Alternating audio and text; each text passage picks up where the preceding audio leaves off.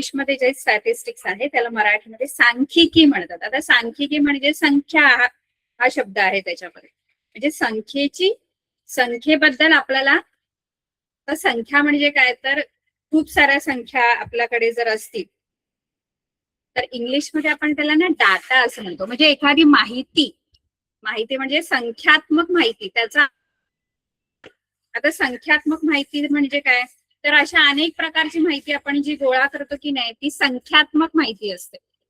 संख्यात्मक म्हणजे संख्येच्या स्वरूपातली असते. म्हणजे आता समजा आपल्या बघा देशाचं काय चाललेलं आहे, आता जनगणना चालू आहे, माहितीये तुम्हाला? तुमच्या घरी कोणतरी आलं असेल, आलेला का कोण? जनगणना चालू आहे आपल्या भारत देशाची.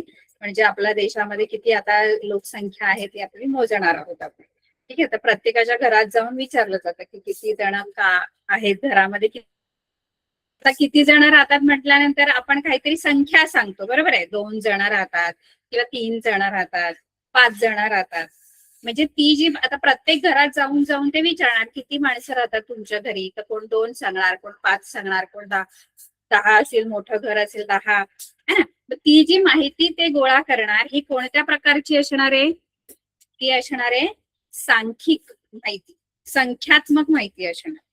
आता अशा अनेक प्रकारचे, म्हणजे आता तुमच्या वर्गामध्ये समजा उंची प्रत्येक विद्यार्थ्याच्या, तुमच्या शाळेमध्ये गेलो, आता शाळेमध्ये समजा 300 विद्यार्थी आहेत, 300 विद्यार्थ्यांची उंची मोजली आणि ती उंची जर लिहून घेतली तर उंची म्हणजे काय आहे? पुन्हा कोणती माहिती आहे उंची म्हणजे? पण सांगा. उंची, वजन, हे सगळी जी माहिती आहे ती कशी आहे? संख्यात्मक माहिती. आता कोण शेतकरी असतील तर शेतकरी पण समजा तुमच्या गावामध्ये 100 घर आहेत तर प्रत्येक सगळेजण शेतकरी असतील तर कोणत्या पिकाचं उत्पन्न किती झालं त्यांच्याकडे, म्हणजे गव्हाचं उत्पन्न किती क्विंटल झालं किंवा तांदळाचं उत्पन्न किती क्विंटल झालं, तर ती सुद्धा जी माहिती आहे ती सुद्धा संख्यात्मक माहिती. बरोबर आहे की नाही? कळते का? कोणाला काय विचारायचंय? संख्यात्मक माहिती कळली सगळ्यांना? संख्यात्मक माहिती काय असते? आता ही जी माहिती आपण जाऊन जाऊन गोळा करतो है ना, आता समजा आपण जाऊन बघा, तुम्हाला ज्या माहिती आपण डाटा, आता हे जे आपण मी सगळं सांगितलं त्याला आपण माहिती म्हणतो, सांख्यिक माहिती, किंवा इंग्लिश मध्ये त्याला म्हणतात डाटा. डाटा असं म्हणतात. काय म्हणतात? सगळ्यांना कळतंय मी काय म्हणते? डाटा म्हणतात, बरोबर आहे? Very good. आता हा जो डाटा आहे की नाही, ही जी माहिती आहे की नाही सांख्यिक माहिती, ती 2 वेगवेगळ्या प्रकारची असते. कशी ती मी तुम्हाला एक पीपीटी शेअर करते. खूप छान पीपीटी आहे, बघा. पीपीटी नाहीये, सगळ्यांनी लक्ष द्यायचं. एकदम छान धडा आहे आणि आपल्याला बेसिक याच्यातल्या गोष्टी कळल्या पाहिजे. ठीक आहे. आता ही जी सांख्यिक माहिती मी गोळा केली ती 2 प्रकारची असते. तर आपली जी पीपीटी आहे दिसते सर्वांना?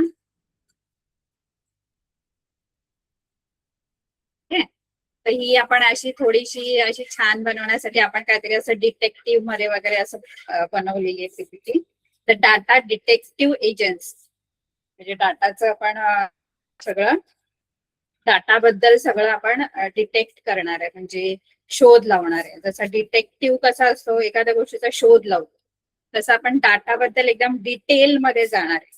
डाटा म्हणजे काय, त्याचं आपण कसं प्रेझेंट करायचं असतं, वेगवेगळ्या कोणत्या मेथड्स आहेत आपल्या डाटा आपण रिप्रेझेंट करण्याच्या. ठीक आहे. डाटा म्हणजे माहिती, सांख्यिक माहिती. डाटा म्हणजे कोणती पण माहिती नाही, तर संख्येच्या स्वरूपातली माहिती. तर ती कोणत्या 2 प्रकारची आहे बघा.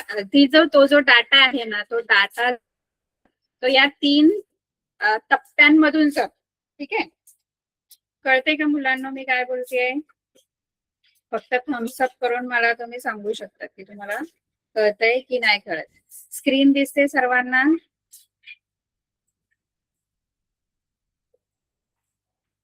आवाज ब्रेक होतोय? स्क्रीन दिसत नाहीये? मॅम आवाज अडकतोय मध्ये.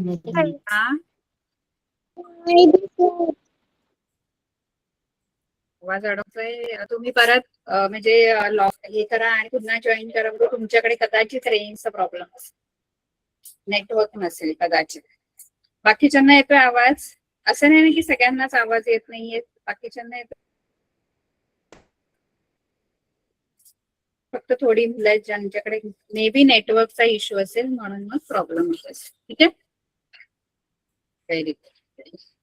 तर आपण डाटा जो आहे, आपण जी सांख्यिक माहिती गोळा करतो ती 3 कोणत्या कोणत्या स्टेजेस मधून जाते, म्हणजे आपण कोणत्या टप्प्यांमधून ती माहिती जी आहे ती आपण अरेंज करतो. तर पहिलं जे आहे ते बघा, फेज 1 जी आहे, तुम्हाला जर स्क्रीन दिसत असेल तर फेज 1 मध्ये काय लिहिलंय, काय लिहिलंय फेज 1 मध्ये?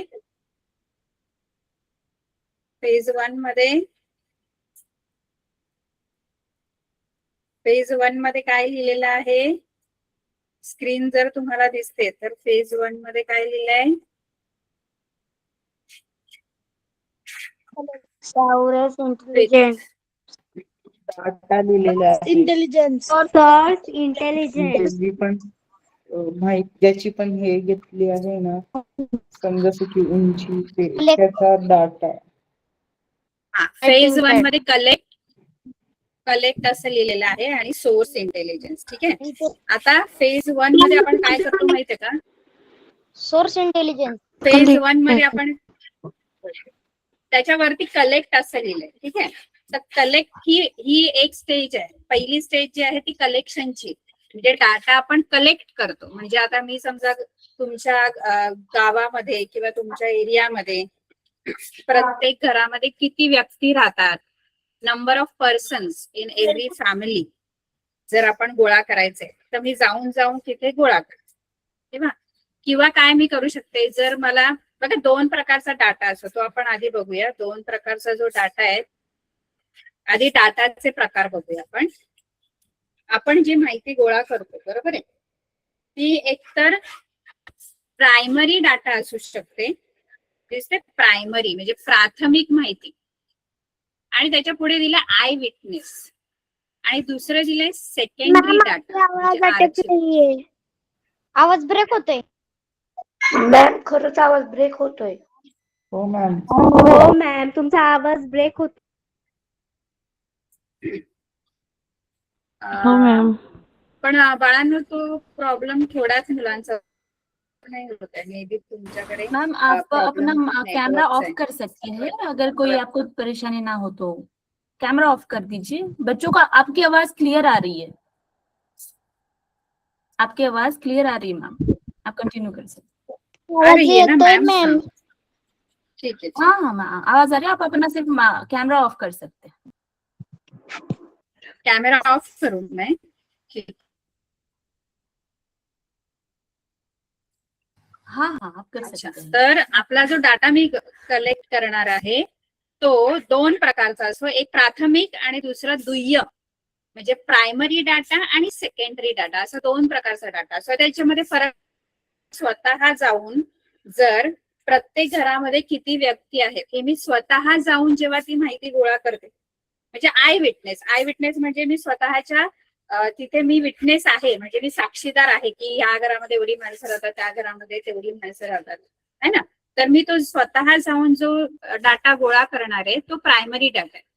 पण जर मला एकदम एमर्जन्सी मध्ये डाटा पाहिजे, म्हणजे मला आता लगेचच्या लगेच मला कोणाला तरी द्यायची आहे ती माहिती, की कोणीतरी वरच्या लोकांनी मला सांगितलं की आता उद्याच्या उद्या सगळं मला त्या एरियामधलं किती तुमच्या प्रत्येक घरामध्ये किती राहतात, तर मी काय करेन माहितीये का, मी तिथले कोणते तरी तहसीलदार किंवा कोणत्या तरी ऑफिसमध्ये जाईन आणि त्यांच्याकडे आधीचे जे रेकॉर्ड्स असणार आहेत लिहिलेले जर्नल्स मध्ये किंवा तलाठी ऑफिसमध्ये, जे आधी त्यांच्याकडे माहिती कधीची तरी गोळा केलेली असणार ती मी घेऊन वरती देणार, मला जिथे द्यायची आहे तिथे. तर तो जो डाटा आहे तो मी तिथे आय विटनेस नाहीये, मी तो कोणाकडून तरी ऑलरेडी ज्यांनी गोळा केलाय, आधीचा कधीतरी गोळा केलेला डाटा तो मी घेणार आणि मी वरती देणार. कळते का तुम्हाला मी काय बोलते? मी स्वतः जाऊन कलेक्ट करणार, तो प्रायमरी डाटा आहे. Yes ma'am. समजतंय. मी स्वतः जाऊन जो कलेक्ट करणार आहे तो प्रायमरी डाटा आहे.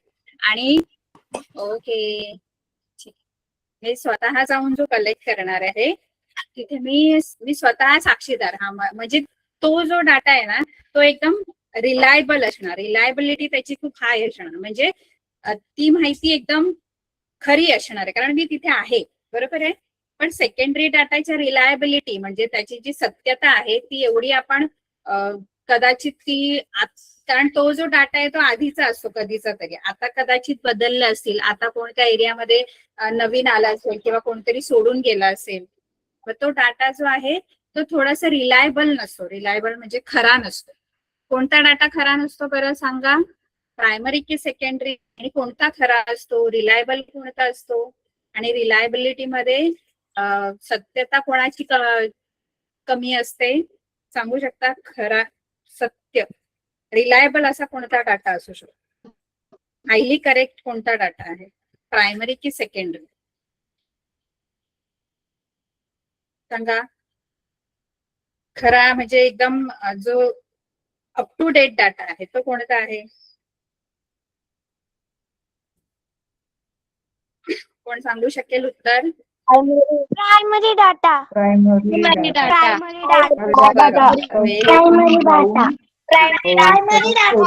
Reliability primary data.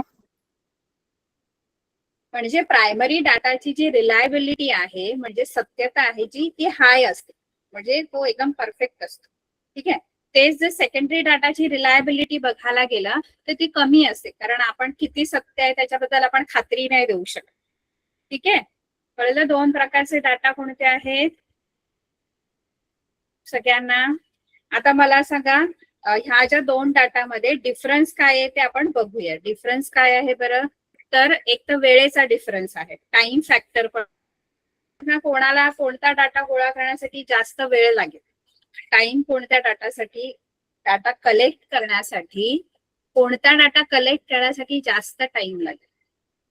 प्रायमरी की सेकंडरी?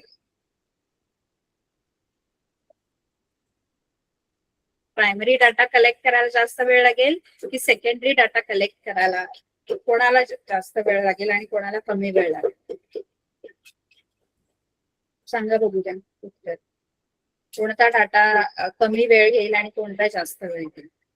प्रायमरी जास्त घेईल. Primary data. प्रायमरी डाटा कमी वेळ घेईल. ओके. आपण का प्रायमरी डाटाला का जास्त वेळ लागेल? कारण तो घरोघरी जाऊन घेतला जातो.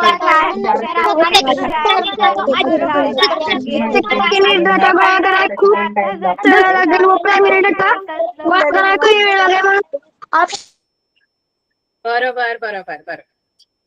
Very good. आता आपल्याला डाटाचे हे प्रकार कळलेले आहेत. ठीक आहे. आता हे लक्षात ठेवायचं, डाटाचे दोन प्रकार, एक प्रायमरी डाटा आणि सेकंडरी डाटा. ठीक आहे. आता हा जो डाटा आपण कलेक्ट करणार आहे, आता समजा आपण 100 घरं आपल्या गावामध्ये, ते 100 घरं गावामध्ये आहेत तर मला किती संख्या मिळतील? 100 संख्या मिळते. कारण प्रत्येक घरामध्ये किती व्यक्ती राहतात त्याचा मी नंबर लिहून घेणार. पहिल्या घरात जाणार, त्यांना मी विचारणार किती व्यक्ती राहतात, तर ते समजा म्हणाले 2 व्यक्ती राहतात. पुढच्या घरामध्ये गेले 3, मी लिहून घेतलं. पहिला 2 संख्या लिहिली, मग 3 लिहिली, कारण पहिल्या घरामध्ये 2 माणसं राहत होती, दुसऱ्या घरामध्ये 3, पुढच्या घरामध्ये गेली 4. असे मी सगळ्या संख्या मी गोळा केल्या. अशा मी 100 घरांमधून मला किती संख्या मिळतील? पुणे 100 घरांच्या 100 संख्या, की प्रत्येक घरामध्ये किती व्यक्ती राहतात? 2, 3. तिसऱ्या घरात गेली तर ते म्हणाले 4 माणसं राहतात. चौथ्या घरात गेली ते म्हणाले आमच्या इथे 2 माणसं राहतात. असं करून मी 100 घरांचे 100 संख्या लिहून आणल्या. बरोबर आहे. आता या ज्या 100 संख्या असणार त्या कशा पण असणार, म्हणजे आणि तो डाटा जो आहे ना त्याला आपण रॉ डाटा म्हणतो, म्हणजे कच्ची माहिती म्हणतो. आता या माहितीचा अभ्यास आपल्याला जर बघा, हा आपला डाटा जो गोळा केला जातो, आता पण आपलं जे जनगणना होणार ना, त्याच्यामध्ये किती व्यक्ती आहेत, किती वयाच्या आहेत, कोण कोण कामाच्या वयोगटातील म्हणजे जो तरुण वर्ग आहे तो किती आहे, हा सगळा अभ्यास केला जातो माहितीवर. कळते का? वेळ कोणी टाकली? 4:20. कंटाळा आला का? 4:20.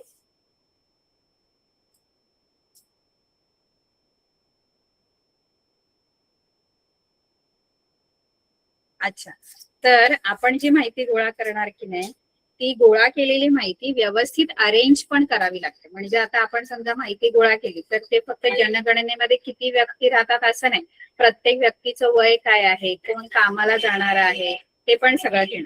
मग वयानुसार पण त्यांचं वर्गीकरण केलं जातं. म्हणजे 0 ते 10 वयोगटातले किती व्यक्ती आहेत. तर तो जो डाटा आहे तो डाटा आणून फक्त असाच ठेवला नाही जात, तर त्या माहितीचं काय केलं जातं, अभ्यास केला जातो. ब्रेक होतोय. मॅडम ब्रेक होत आहे. मी आता परत हे केलेलं आहे. आता येतोय आवाज? हो. मॅडम येतोय. येतोय आवाज? येतोय मॅम. आता बघा, हो. तर 3 स्टेजेस बघा, 3 स्टेजेस बघा. हा, पहिलं तर माहिती आपण कलेक्ट केली. पहिली फेज 1 जी आहे ती कलेक्शनची आहे. कलेक्ट म्हणजे काय, तर माहिती गोळा करणं. ठीक आहे. आता माहिती गोळा करून नुसती अशीच नाही ठेवून द्यायची पेपरवर, तिला काय करायचं, ऑर्गनाइज करायचे. ऑर्गनाइज म्हणजे सॉर्ट असतं, तिचं वर्गीकरण करायचं असतं. जसं की आता पहिल्या घरामध्ये 3 व्यक्ती आहेत, पण त्या 3 कोणत्या वयाच्या आहेत? 0 ते 10 मध्ये 1 व्यक्ती आहे, तर ते 40 ते 50 वयोगटातला 1 आहे आणि 70 ते 80 मधला 1 आहे. तर त्यांचं वयोगटानुसार त्यांचं वर्गीकरण पण केलं जातं. मग त्याला ऑर्गनायझेशन म्हणतात. जसं आपण एका पिशवीमध्ये सगळी भाजी आणली गोळा करून, मार्केटला आपण गेलो आहे की नाही, मग आपण एकच पिशवी घेऊन जातो आणि त्याच्यामध्ये सगळी भाजी टाकतो. पण घरी आल्यावर तशीच ठेवतो का? आपण काय करतो, ती वेगवेगळी करतो. म्हणजे आता समजा टोमॅटो इथं वेगळी करणार आपण, मिरच्या वेगळ्या करणार, आणखी काय काय भाज्या आपण वेगवेगळ्या ठेवतो. तसंच ती जी माहिती मी गोळा केलेली आहे ती ऑर्गनाइज केली जाते. म्हणजे तिची विशिष्ट प्रकारे मांडणी केली जाते. मग मांडणी कशी करतात बघा, थोडक्यात मी तुम्हाला सांगते की मांडणी कशा प्रकारची असते.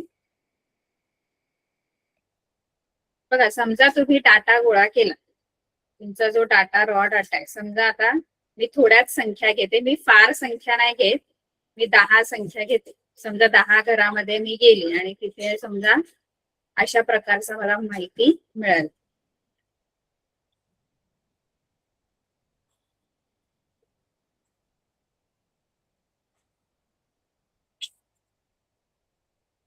एक 2 3 4 5 6 7 8 11 झाले. समजा मी पहिल्या 10 घरांची मी इथे माहिती लिहिते. ठीक आहे. आता इथे काय झालं, मी पहिल्या घरामध्ये गेली तर 2 व्यक्ती आहेत, दुसऱ्या घरामध्ये 3 व्यक्ती आहेत, तिसऱ्यामध्ये 4, असं मी 10 घरांची समजा माहिती गोळा केली. आता हा जो डाटा हा खूप छोटा डाटा आहे, तर हा आपण एवढाच डाटा नसतो ना. आता घरं तर खूप असणार आहेत. आता आपल्याला इथे लिहायचे म्हणून मी 10च संख्या लिहिल्या, पण घरं तर खूप असतात. एका गावात बघायला गेलं तरी ते 100च्या वरती घर असतात. म्हणजे अशा 100 संख्या आपल्याकडे असणार, बरोबर आहे. तर तो डाटा ना किचकट होऊन जातो. म्हणजे खूप संख्या जर एकत्र आल्या ना तर आपल्याला कळत नाही की ते 2 किती वेळा आले, 3 किती वेळा आले, हे आपल्याला पटकन नाही सांगतात. म्हणून आपण काय केलं माहितीये का, त्या माहितीचा आपल्याला एक आपण फ्रिक्वेन्सी टेबल बनवला. जर तुम्हाला माहित असेल 7वी 8वीची मुलं असतील तर आपण एक ना, ही जी माहिती आहे ही एका टेबल मध्ये आपण अरेंज केली. आठवते का सगळ्यांना? मग आपण त्याच्यामध्ये काय केलं, इथे लिहिलं आपण नंबर ऑफ, पहिला आपण काय लिहिलं, नंबर ऑफ पर्सन.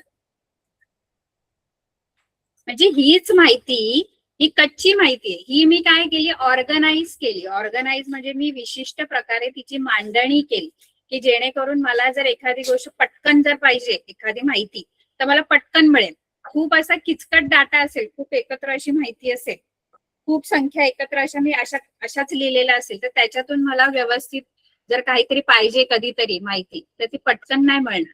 पण ती जर सॉर्ट असेल, आता भाजी समजा आपण व्यवस्थित ऑर्गनाइज केलेली असेल तर फार शोधावी नाही लागत. मी जशीच्या तशी पिशवी आणून जर फ्रीज मध्ये ठेवली तर मला एखादी गोष्ट काढायची तर त्याला प्रॉब्लेम होतो, मग शोधत बसावं लागतं. बरोबर आहे की नाही? म्हणून एखादी गोष्ट खूप गोष्टी असतील तर त्याला ऑर्गनाईज करणं पण महत्वाचं आहे. आता आपण समजा पुस्तकांच्या दुकानात गेलं तर तो दुकानदार जो आहे तो सगळ्या इयत्तांची पुस्तकं एकत्र आणतो. बरोबर आहे? 6वीची आणतो, 7वीची आणतो, 6वीची पण सगळ्या विषयाची पुस्तकं, 7वीची पण सगळ्या विषयाची पुस्तकं, असं तो एकत्र आणतो नाही आणत? आणतो. आणतो. पण मग तो तसाच ठेवतो का आणून? नाही. आणून तसाच ठेवतो का? नाही. काय करतो तो? आपण त्यांचा उपयोग करतो लिहायला वाचायला. आपण त्यांचा उपयोग करतो लोकांना, मग आपण त्या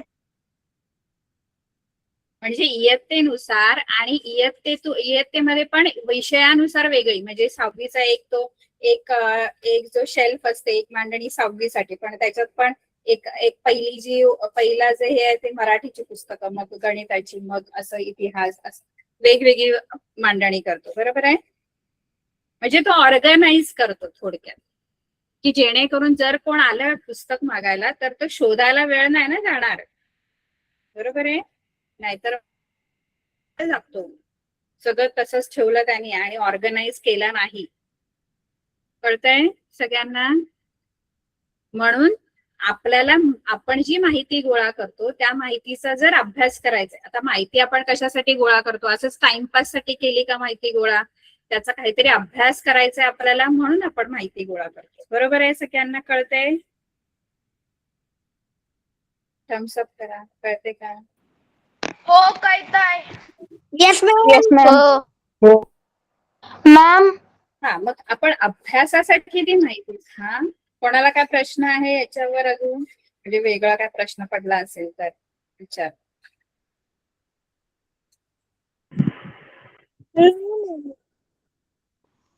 मॅम तुम्ही सरासरी शिकवणार आहे का? हा, सरासरी याच्यातच तर आहे. मॅम सरासरी याच्यातच आहे. तुम्ही उदाहरण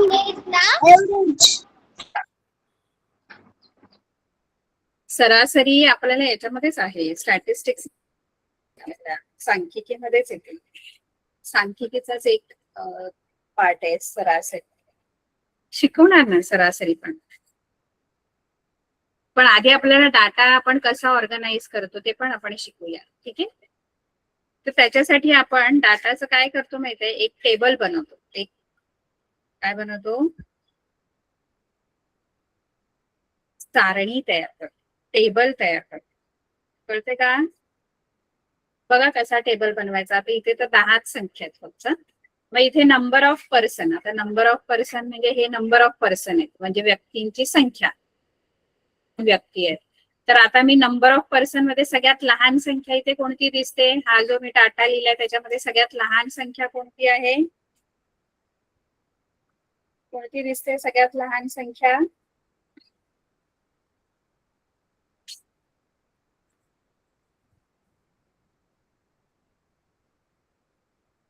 दिसते का? स्क्रीन दिसते का? त्याच्यामध्ये मी 10 संख्या लिहिल्यात वरती. त्याच्यामध्ये सगळ्यात लहान संख्या कोणती आहे? 1 आहे. संख्या कोणती आहे?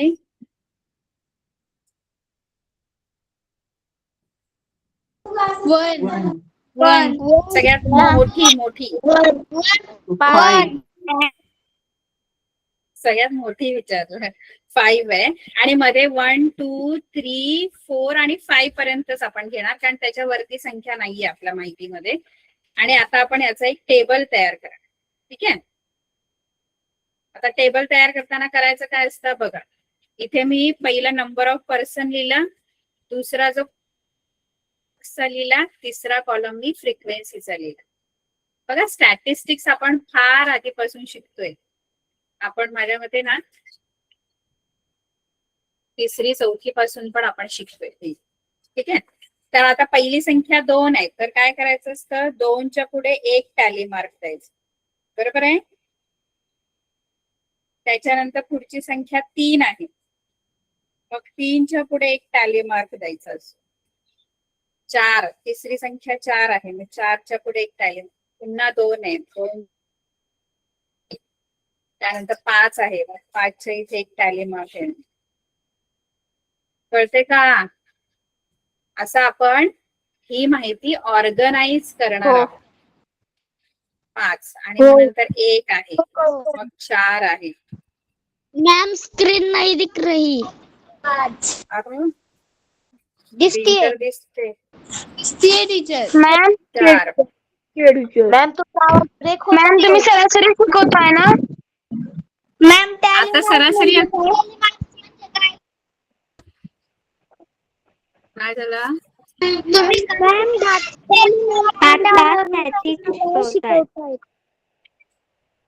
सरासरी शिकवणार ना, पण आधी आपण सगळं स्टॅटिस्टिक्स मध्ये काय काय आहे ते सगळं शिकणार आहोत. कारण आपण आता काय आपण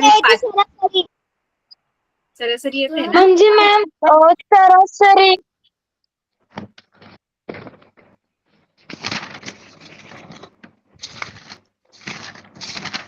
हा, आता फ्रिक्वेन्सी सांगा बघू. फ्रिक्वेन्सी म्हणजे वारंवारता सांगा बघू.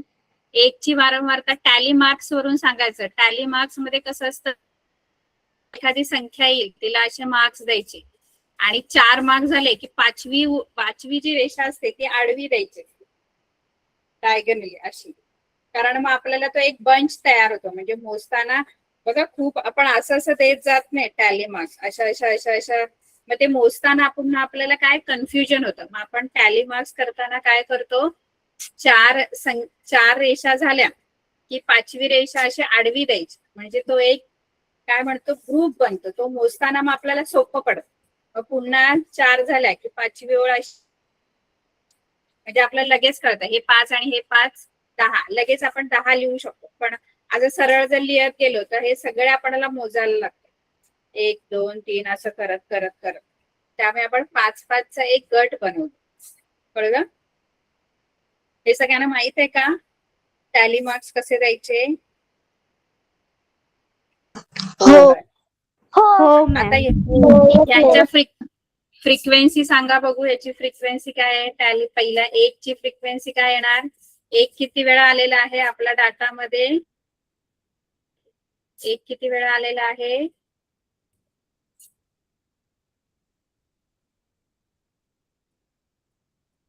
एक वेळा. 2 किती वेळा आलेला आहे? बघा टॅली मार्क्स वरून लगेच लिहिता येतात. 2 किती वेळा आलाय? 1 2 3 3 वेळा आलेला आहे. 3 2 वेळा आलेला आहे. 4 पण 2 वेळा आलेला आहे आणि 5 2 वेळा आलेला.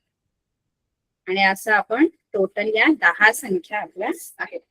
तर हा जो टेबल बनवला की नाही ह्यालाच आपण करण, म्हणजे ती माहिती जी आहे ती कच्ची माहिती होती. त्या कच्च्या माहितीला आपण विशिष्ट प्रकारे तिची मांडणी करणं, म्हणजे हा टेबल तयार करणं. कळलं सगळ्यांना? कळलं सगळ्यांना? Yes ma'am. Yes ma'am. मग त्याला ऑर्गनाइज असं म्हणतात. ठीक आहे. आता पुढचं आहे व्हिज्युअलाइज.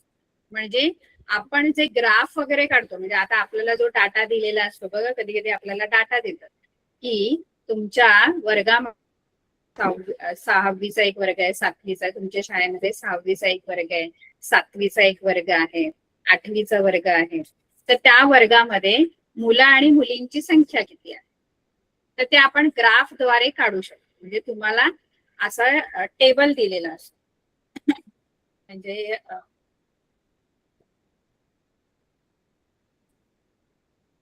इथे 6th स्टँडर्ड, 7th असेल, समजा 8th असेल आणि 9th असेल, आणि इथे गर्ल्स आणि बॉईज है ना. समजा 6th स्टँडर्ड म्हणजे 6वीच्या वर्गामध्ये समजा 30 मुली आहेत, बॉईज 20 आहेत, है ना. 7वी मध्ये म्हणजे समजा 35 मुली आणि 25 मुलं आहेत. इथे समजा 24 मुली आहेत, 36 मुलं आहेत. ठीक आहे. इथे समजा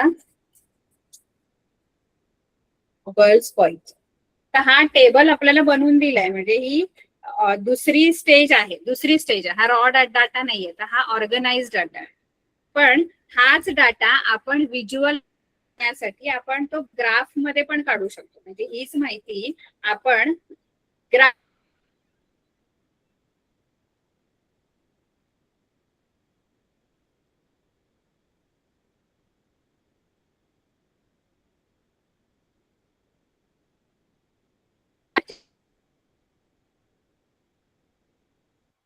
ऍक्च्युली क्लासचे प्रकार.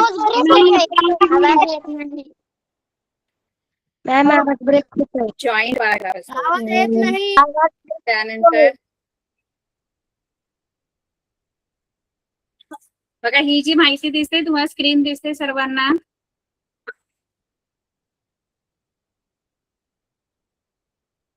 स्क्रीन दिसते. नाही ma'am. Yes, ma'am. Yes Yes, ma'am. Screen दिसत आहे. दिसते मॅम. तर स्क्रीनवर यस मॅम. काहीतरी माहिती हो दिलेली येत आहे. आहे. स्क्रीनवर केलं आहे तुम्हाला माहिती दिली. कसली माहिती आहे बरं? एक शाळा आहे, त्या शाळेमध्ये 6वीचा, 7वीचा, 8वीचा आणि 9वीच्या वर्गामध्ये किती मुलं आणि किती मुली आहेत ते मी तुम्हाला दिलेलं आहे. आता स्टँडर्ड 6 म्हणजे 6वीच्या वर्गामध्ये मुली किती आहेत बरं? 30.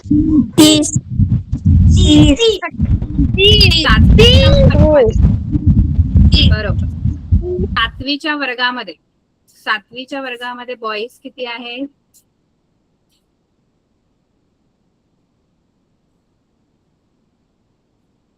7वीच्या वर्गामध्ये बॉईज किती आहेत?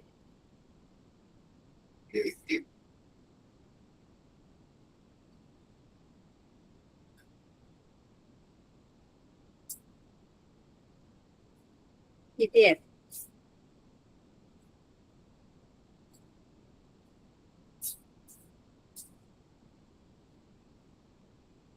सातवीच्या वर्गात बॉईज किती आहेत सर्वांना? आवाज येतोय माझा? Very good. 25. ठीक आहे. तर ही माहिती मी आणखी कशी 25. छान प्रकारे आता ही माहिती मी छान प्रकारे कशी मांडू शकते असे. ठीक आहे. तर त्याच्यासाठी मी काय करणार माहितीये, ग्राफ हा जो प्रकार आहे फार छान आहे. त्याच्यामध्ये तुम्हाला दिलेली माहिती जी आहे ती छान प्रकारे तुम्ही मांडू शकता. ठीक आहे. तो ग्राफ दिसतोय सर्वांना? तर एक ग्राफ साठी आपण 2 अशा काय करतो, रेषा आखतो. एक उभी आणि दुसरी एक आडवी असते. बरोबर आहे? मॅम स्क्रीन दिसत नाहीये. हा मॅम दिसते आता. कोणाला दिसत नाही का? बघा, बार ग्राफ प्रकार आहे. त्या बार ग्राफने आपल्याला दिलेली माहिती आपण छान प्रकारे आणखी व्हिज्युअलाइज म्हणजे आणखी छान प्रकारे मांडू शकतो. ठीक आहे. आणि ती अभ्यास करायला पण सोपी असते. पटकन आपल्याला त्याच्यातून उत्तर मिळते. आपण जो टेबल बनवतो त्या टेबल मधून पण आपण छान आपल्याला त्याच्यातून पण माहिती मिळते. पण आणखी जर वेगळी माहिती जर पाहिजे असेल तर ती आपल्याला ग्राफ मधून पण मिळते. म्हणजे ती जी माहिती आहे ती आपण ग्राफने पण रिप्रेझेंट दर्शवू शकतो ग्राफद्वारा. तर ग्राफ मॅम त्याच्यावर आलेख मॅम काय झालं बोला. मॅम मी म्हणत होते. दिसते स्क्रीन? हा आता दिसते मॅम. एक आडवी लाईन काढली. त्या आडव्या लाईनला काय म्हणतात आपण? एक हॉरिझॉन्टल लाईन असते, एक व्हर्टिकल मॅम असते. तुम्ही आम्हाला हॉरिझॉन्टल प्लीज लाईन केलं. काय झालं?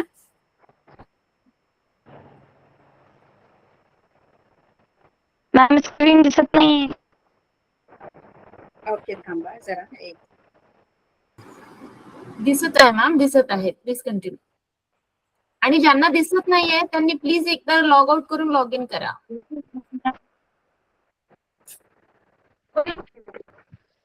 आता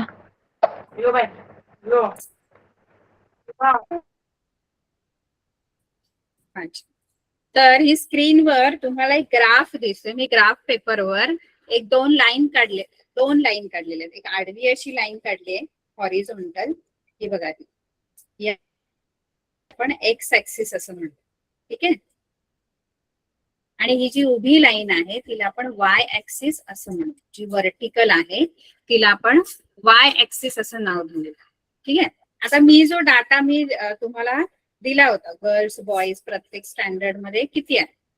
आता हा जो डाटा आहे हा पहिला प्रकार जो आहे जॉईंट बार ग्राफ मध्ये कसा दाखवायचा, त्यानंतर सब डिवायडेड मध्ये कसा दाखवायचा तो आपण बघणार. ठीक आहे. आता जॉईंट बार ग्राफ मध्ये आपण काय करायचं माहितीये का, जॉईंट करायचं म्हणजे दोन बार काढायचे. बार याचा अर्थ काय, तर असे रेक्टँगल असतात उभे उभे असे आयत काढायचे त्या आलेखावर. ठीक आहे. आता पहिल्यांदा मी 6वीची माहिती त्या ग्राफवर दाखवणार आहे. तर 6वी मध्ये पहिले 30 मुली आहेत आणि 20 मुलं आहेत. तर मी ते जॉईन करून 6वीची माहिती मी त्या ग्राफवर दाखवणार आहे. त्याच्यामध्ये 30 मुलं दाखवणार आहे. आता 30 म्हणजे हे बघा 30 बॉईज आहेत. मी 30 पर्यंत असा एक बार, याचा अर्थ आपल्याला चॉकलेटचा बार असतो. बार म्हणजे असं ते आडवा एक चॉकलेट कसा असतो तसा, म्हणजे रेक्टँगल. ठीक आहे. आता हे 30 बॉईज आहे आणि त्याला जॉईन करून 20 गर्ल्स आहेत. नाही 30 गर्ल्स आहेत आणि 20 बॉईज आहेत.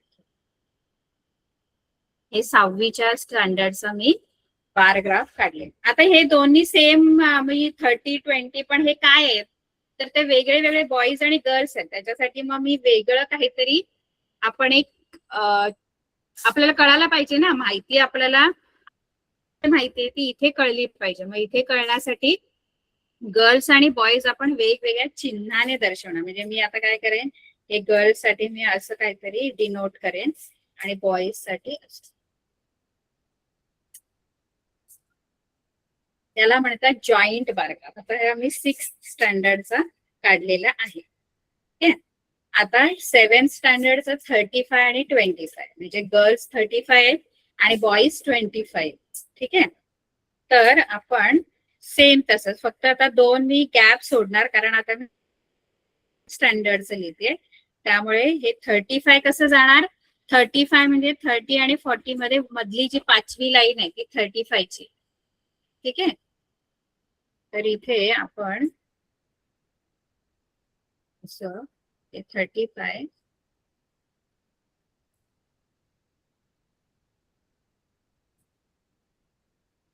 आणि हे बॉईज 25 आहेत.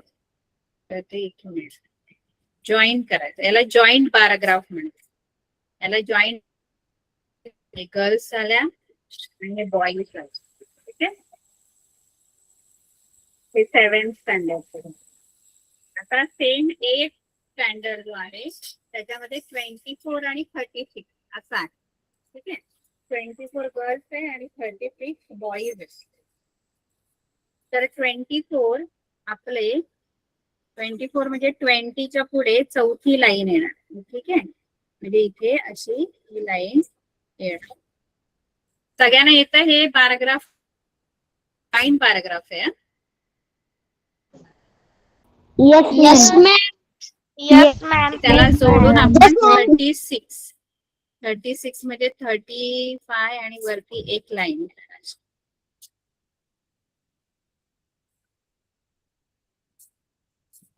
ठीक आहे. हे तुमचं आले बॉईज 8th स्टँडर्ड. हे गर्ल्स आणि हे बॉईज. इथे 8 येणार आणि 9th मध्ये कसं आहे आपली इन्फॉर्मेशन सेम आहे तर इक्वल आहे. ठीक आहे. तर इथे पण 35 आणि सेम दोन्ही पण 35 इक्वल आहे दोन्ही पण. त्यामुळे मी हे बॉईज हे गर्ल्स. ठीक आहे. आता हा ग्राफ बघून, आता फक्त तुम्हाला हा ग्राफ मी दाखवला. ठीक आहे. तर हा ग्राफ दाखवला तुम्हाला आधी माहिती आहे की हे गर्ल्स आणि बॉईज आहे. पण तुम्हाला डायरेक्ट जर हा आणि तुम्हाला विचारलं की हे काय आहे, कसली इन्फॉर्मेशन, तर आपल्याला सांगता नाही येणार कारण ह्याच्यामध्ये मी पूर्ण माहिती नाही दिली या ग्राफमध्ये.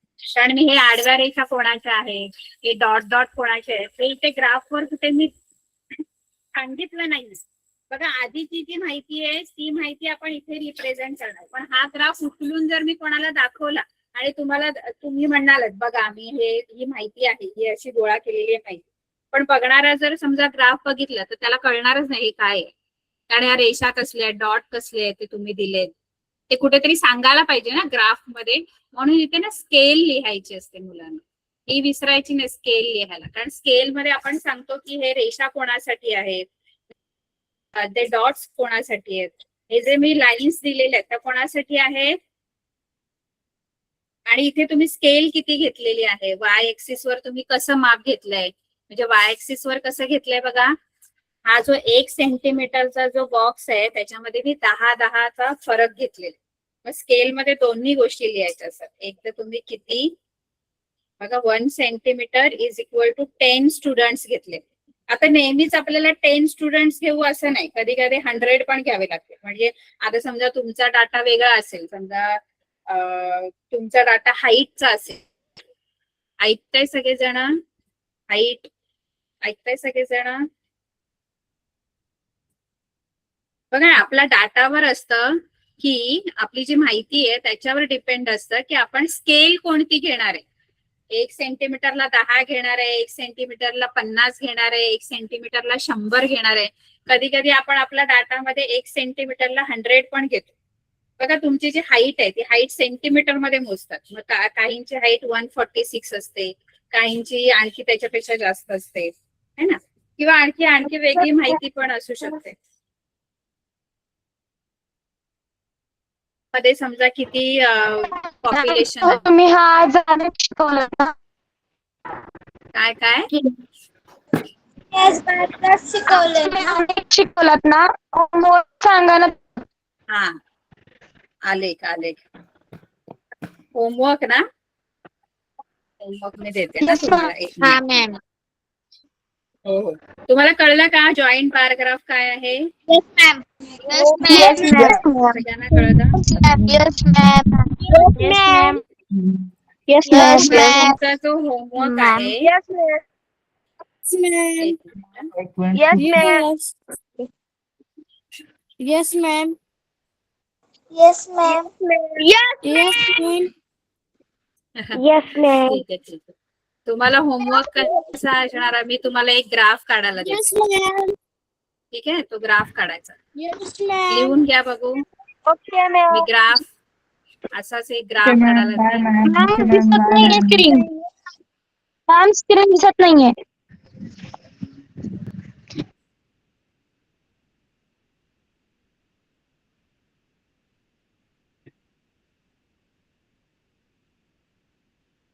आवाज येतोय माझा? हो मॅम आपला आवाज येतोय. तर मी तुम्हाला एक असा होमवर्क देते. ग्राफ काढायचा आहे तुमचा. ठीक आहे,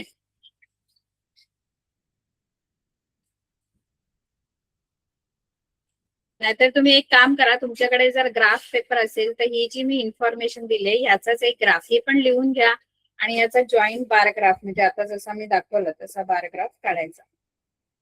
ठीक आहे, हे लिहून घ्या सर्वांनी, आणि याचा बार ग्राफ पेपरवर काढायचा. ठीक आहे,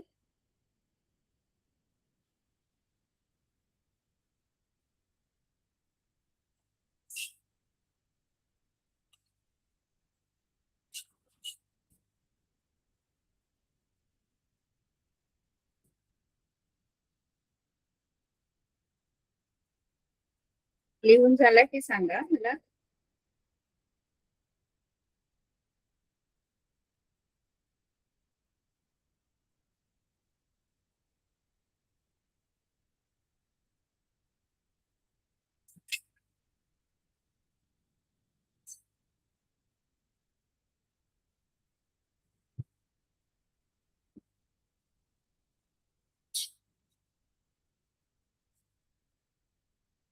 चालेल लिहून?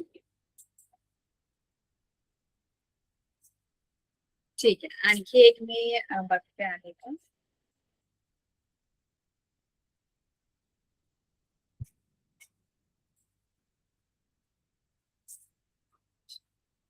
पुस्तकामधला अरे ते एखादा असेल तर.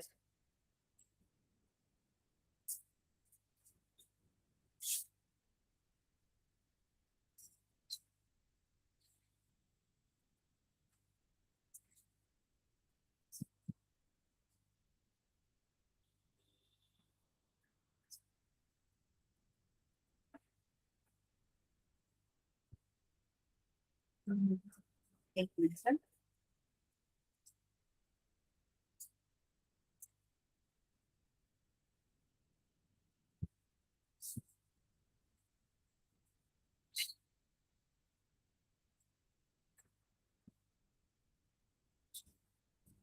बरं मी देते तुम्हाला त्याचं आपण तुम्ही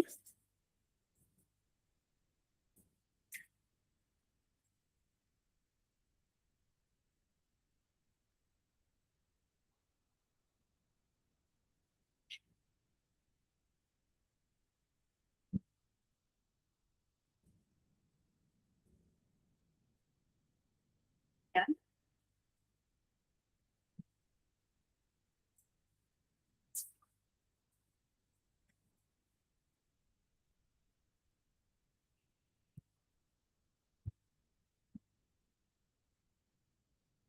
इथे ना तुमच्या ABC अशा शाळा आहेत आणि त्या शाळेमध्ये चालत येणारे विद्यार्थी किती, बसने येणारे विद्यार्थी किती, असे 3 गोष्टी आहेत. तर 3 बार असे जॉईंट होणार हं. म्हणजे खाली शाळा येणार ABCD. बायसिकलने येणारे विद्यार्थी समजा हे 20 आहे है ना, बसने येणारे 30 आहेत, हे 40 आहेत. कळलं? कळते का मुलांना? म्हणजे 3 असे इथे 2 बार जॉईन झाले ना, तिथे तुमचे 3 बार जॉईन होणार. खाली शाळा येणार ABCD. कारण ए शाळेतले सायकलने सायकलने येणारे किती आहेत, चालत येणारे किती आहेत, बसने येणारे, अशा 3 गोष्टी. आणि 3 वेगवेगळे डिनोशन द्यायचे. इथे डिनोशन पण द्यायला विसरायचं नाही. हे गर्ल्स होते मग असे वाले जे आहेत ते बॉईज आहेत. ठीक आहे. तर इथे स्केल मध्ये हे सगळं लिहायला विसरायचं नाही. कळतंय सगळ्यांना? तर मी जो आता डाटा देतो तो पटकन लिहून द्या आणि मग त्याचा आपण बार ग्राफ काढून आणायचा.